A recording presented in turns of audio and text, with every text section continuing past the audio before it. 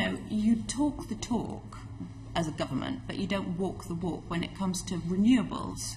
We need to see action, you know, because this isn't yes, it's about energy costs, but it's also about energy security, and it's also about tackling climate change and runaway climate change. Well, I'm proud that this year, for the first year ever, that we've had some days, I don't have exactly I can happily write to you about the exact number of days, but for the first time ever that we've generated electricity to serve the market in the UK without the use of coal.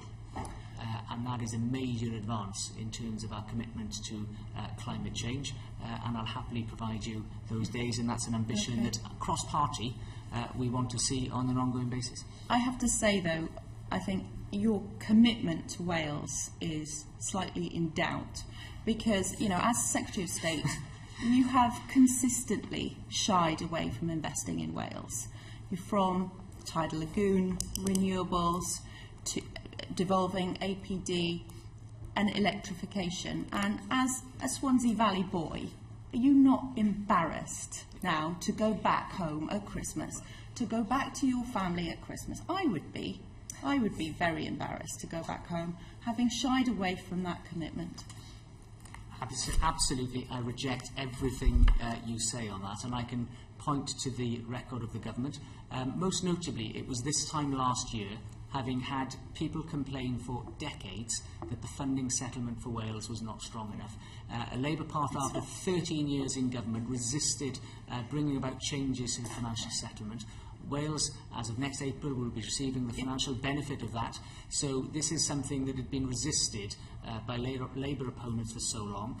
Wales is also the fastest growing. Wales is also the fastest growing part of the UK outside of London since 2010. I'm proud of that. I'm proud of the jobs that have been created in the economy, where we've seen record numbers of employment, record low levels of unemployment over the last year.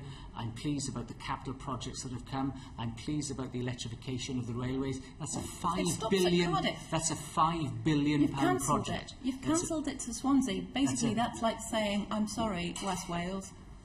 We don't want to come." I look forward to your report on that basis, but I appreciate, Secretary of State. You mentioned that the energy consents are to be postponed.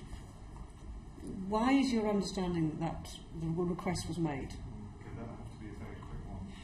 Well, it was a request that the First Minister made to me to delay the transfers. It was something